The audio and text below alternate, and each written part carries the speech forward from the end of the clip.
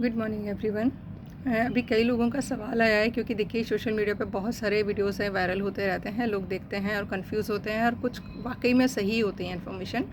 Lantana जो कि हमारे देश का नहीं है पौधा, इसे अंग्रेज़ लेकर आए थे और आपको पता होगा कि अभी इसने उत्तराखंड में तो आई थिंक शायद पूरे जो जंगल का एरिया है उसे ख़राब कर दिया है, क्योंकि कहा जाता है कि इस पौधे के नीचे कोई दूसरा पौधा नहीं पनपता है और ये इतना ज़बरदस्त तरीके से फैलता है। कैसे? क्योंकि जब इसके फूल खिल जाते हैं तो छोटी छोटी गोलियां जैसे एक फल बनते हैं और उन फल को खाती हैं बर्ड्स, क्योंकि बर्ड्स को बहुत पसंद होता है वो फल। और बर्ड्स जहाँ जहाँ बीट करती हैं वहाँ पर ये पौधा हो जाता है और बाकी पौधे से गिरता है तो वहाँ आसपास का एरिया तो पूरा कवर कर ही लेता है। हालांकि इसके कुछ औषधीय गुणों का भी कुछ जगह पर वर्णन है, बट मुझे इतना ज़्यादा नहीं पता। बस मुझे इतना पता है कि इसकी ये बटरफ्लाइज़ को बहुत पसंद है, बर्ड्स को बहुत पसंद है, मतलब काफ़ी बीज और बटरफ्लाइज़ आती हैं। दूसरा, इसके पत्तों से खुजली हो जाती है, ये मैंने भी नोटिस किया है। जब भी मैं इस पौधे के आसपास काम करती हूँ तो मेरे हाथों में हल्की सी खारिश होती है, लेकिन मुझे नहीं पता कितनी सच्चाई है उसमें। मैंने एक आध बार करके देखा है और उसका रिज़ल्ट मुझे पॉजिटिव आया। मैंने कहीं पढ़ा था और सुना था कि इसके जो पत्ते होते हैं उनका रस निकाल कर अगर पानी में मिक्स कर दिया जाए चटनी बनाकर, तो वहाँ पर जो मच्छर लार्वा देते हैं, अंडे देते हैं, वो देना बंद कर देते हैं। तो ये पानी के लिए उस तरीके से काम कर सकता है। बाकी खूबसूरत प्लांट है, ज़मीन में मत लगाइएगा, क्योंकि अगर कहा गया है कि ये ज़मीन को ख़राब करता है तो डेफ़िनेटली करता होगा। तो आप अगर छोटे छोटे गमलों में अगर इसे लगाना चाहते हैं, इसकी ड्रॉप वैराइटीज़ बहुत सारे कलर में आती हैं।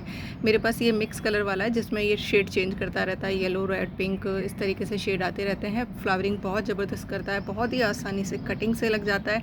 ये देखिए मैंने किस में लगा रखा है, आप छोटे से कोकोनट शेल में लगा रखा है। कटिंग लगाई थी जो कि 2 साल पुरानी हो गई है, छोटी सी बॉन्साई है। क्योंकि मैं बड़े पेड़ों की बॉन्साई तो बनाती नहीं हूँ, उसमें मेरे को जब और वो जो आर्ट है मुझे पसंद है, तो मैंने जेड पे किया हुआ है ये, और इसका बनाया हुआ है, छोटा सा है, कोकोनट शेल में लगाया हुआ है।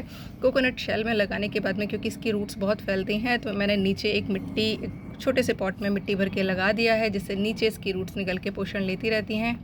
पत्ते पूरे झड़ चुके हैं, नए पत्ते आने शुरू हो गए हैं। अब धीरे धीरे करके ये पूरा का पूरा पौधा एकदम से फूलों से खिल जाएगा। तो अगर आप पॉट्स में लगाना चाह रहे हैं तो लगा लीजिए, क्योंकि मेरी एक व्यूअर हैं, उनका मैसेज था कि मैं ले तो आई हूँ, लेकिन इसके बारे में सुना है कि ये अच्छा नहीं होता है, तो मैं क्या करूँ, कन्फ्यूज़ हूँ। पॉट में आप आराम से लगा सकते हैं, क्योंकि आपको बर्ड्स को बुलाना है, बटरफ्लाइज़ को बुलाना है, तो इस प्लांट को आप अपने गार्डन में जगह दे सकते हैं, लेकिन हाँ, ज़मीन में मत लगाइएगा। कल किसी का सवाल था मेरे जाफरी के पौधे देख कर कि क्या मैम ये परमानेंट पौधा है? नहीं जी, परमानेंट तो नहीं है, बट हाँ, मेरे यहाँ पर कुछ ईश्वर की कृपा है कि ये पूरे साल खिलता रहता है। बस कुछ टाइम के लिए थोड़े दिनों के लिए गायब सा हो जाता है क्योंकि फूल आने बंद हो जाते हैं, बट प्लांट मेरे पास इसके हमेशा रहते हैं। जैसे ही बारिश का मौसम आता है मैं उन पौधों से कटिंग लगाना शुरू कर देती हूँ और पौधे हमेशा बने रहते हैं और मल्टीप्लाई कैसे होते रहते हैं। जैसे देखिए भी फूल पक गया, अब मैं इसी पॉट में डाल दूँगी, तो यहीं पर ये खूब सारे पौधे जो हैं मल्टीप्लाई हो जाएंगे। देख ही रहे हैं आप कितना झाड़ उगा हुआ है, एक ही में कम से कम 10 पौधे निकले हुए हैं, और ये मेरे हर पॉट में होता है, इसीलिए जाफरी मेरे यहाँ हमेशा बना रहता है।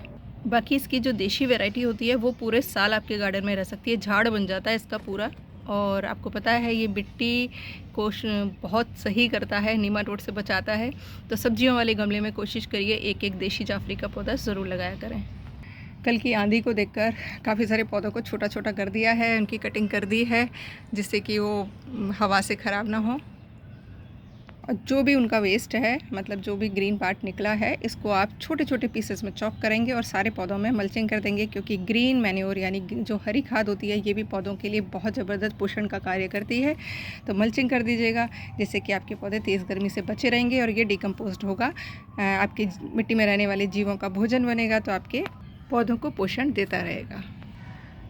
आज वाइट मल्टी भी खिल गया है, धीरे धीरे करके खिलना शुरू होंगे। ध्यान रखिएगा, वाइट फ्लाइज़ का अटैक स्टार्ट हो गया है। आज मैंने देखा है मेरे यहाँ जो पीपल की सैपलिंग लगी हुई है उनके पत्तों के नीचे काफ़ी सारी वाइट फ्लाइज़ थी, तो प्लीज़ अवेयर रहेगा, नहीं रहेंगे तो सारे प्लांट्स को वो ख़राब कर सकती है। तो ध्यान रखिएगा, सारे पौधों को देखते रहिएगा, क्योंकि सही समय पर किया गया पौधों का इलाज पौधे को हेल्दी रखता है। अभी के लिए इतना ही। ख्याल रखिएगा अपने पौधों का, अपने बच्चों का, अपने माता पिता का और पूरे परिवार का और पूरे वनस्पति जगत का। Thank you for watching.